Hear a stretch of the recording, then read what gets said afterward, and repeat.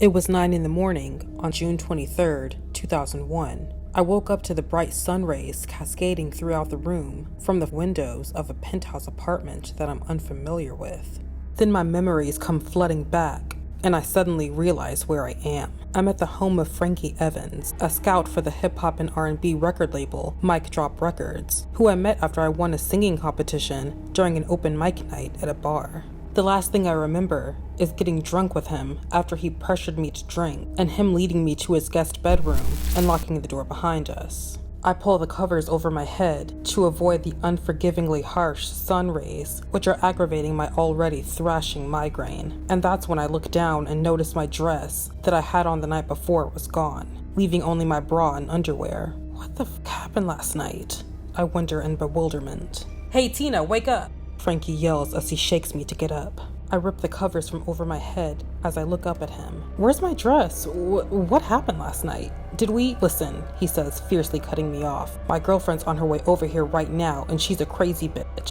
If she catches you over here, she's gonna beat your ass," he says as he throws my dress on the bed. "Hurry and get dressed. Your cab's on the way. This should cover it," he says as he hands me $300. "Meet me at the studio in North Hollywood Tuesday afternoon at 3. Brian and the rest of the executives at the label are setting up an audition for you so they can hear those sultry vocals. Wear something sexy and don't be late." I stare at him with tears welling up in my eyes. "Frankie," I say as my voice cracks with emotion, "did something happen last night?" Without missing a beat, his tone and demeanor switches from cold and matter-of-fact to compassionate as he tells me, "Don't worry, T, that stays between us, and I won't tell everyone how shit-faced you got last night." He then kissed me on the forehead. "Now hurry up and get dressed. I'll walk you down, but you need to leave in the next 5 minutes before my girlfriend gets here."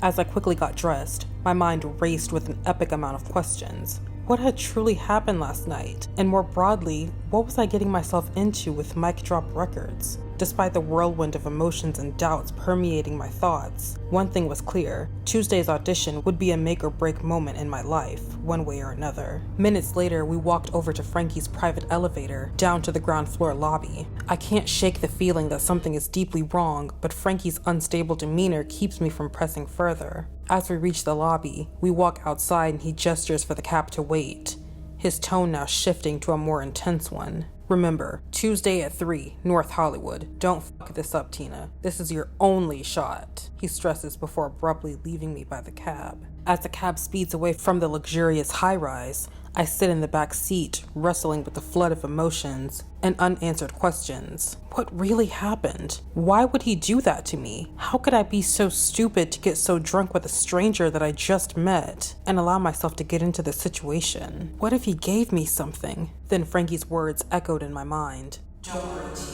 That stays between us." "Screw that," I say out loud. "Driver, take me to the hospital now." "Yes, ma'am," the cab driver replies. Less than 15 minutes later, I'm being dropped off at a hospital to get a full rape kit. As I sat in the hospital examination room, anxiously awaiting the test results, the nurse returned with a serious expression, holding a clipboard containing the test results. She takes a deep breath before saying, "Teena, your STD results are negative, but I'm sorry to inform you, the tests indicate the presence of substances in your system." My heart sinks as a surge of panic courses through me. "What does that mean?" I ask, my voice trembling and my eyes stinging as they well up with tears. The nurse carefully chooses her words. "It appears that something may have been put into your drink, possibly without your knowledge or consent." The realization hits me. I had been manipulated and taken advantage of. The nurse, sensing my distress, places her comforting hands on top of mine. "Teena, I strongly advise you to report this to the police. What happened to you is not okay, and we need to ensure that it doesn't happen to anyone else." I hesitate, overwhelmed by the prospect of involving law enforcement. I don't know, I'm scared. He has a lot of money. I'm sorry, but I can't,"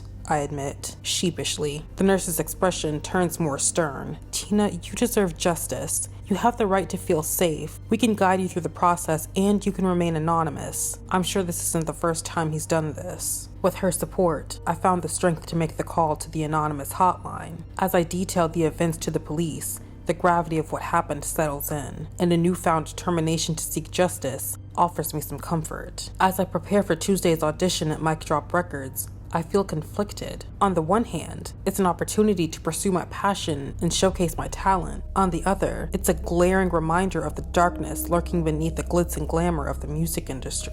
I arrive promptly at 3 and the receptionist tells me to wait as the executives are still in another meeting. About 5 minutes goes by when I hear 2 familiar voices behind me. "What's up, girl?" I turn around and see Frankie and Mic Drop Records CEO Brian Thomas looking down at me with predatory smiles. "Hello," I say quickly with a surge of anxiety. My eyes quickly darted between the two of them.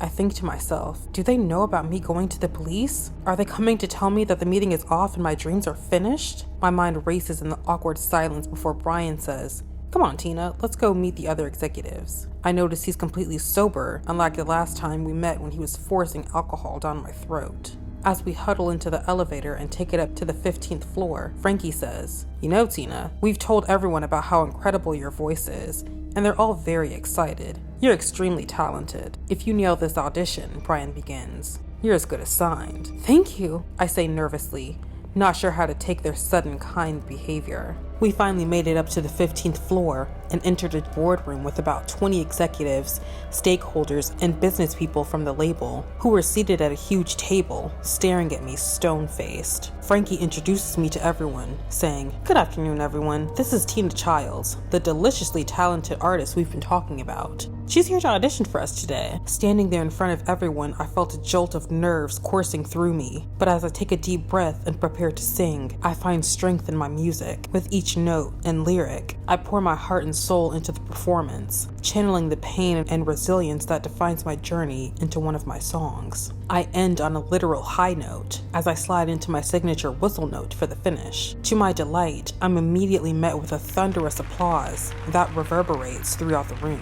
It's a moment of validation and recognition, a reminder that despite the darkness that threatens to consume me, there is still light, still hope. Brian rises from his seat, his expression unreadable. With a slow, deliberate pace, he approaches me, his eyes piercing mine with an intensity that sends a shiver down my spine. "Teena," he begins, "we've been incredibly impressed by your talent, but..." The word hangs in the air. My heart pounds with anticipation, and I'm bracing for the crushing disappointment that I'm positive is about to come. But then, with a sudden shift in tone, Brian's lips curl into a bright smile. "But what we're truly impressed by," he continues, "is your courage, your strength, and your undeniable talent." And with those words, the weight of the world lifts from my shoulders. Brian tells me, "On behalf of everyone here, welcome to Mic Drop Records." "Oh my God, thank you so much," I say immediately as I start crying happy tears.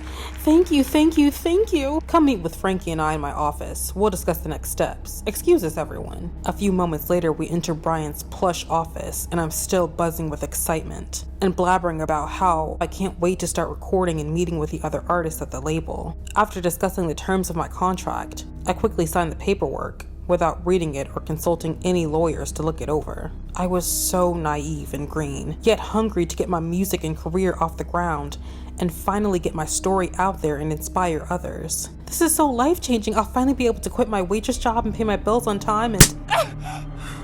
I'm suddenly stopped in my tracks as Brian backhands me across the face. I'm so shocked that I freeze immediately and nearly fall over. "How fucking dare you go to the police when you asked for it?" "Brian, I can't finish my sentence as just then Frankie puts his hands around my throat and I'm struggling to breathe.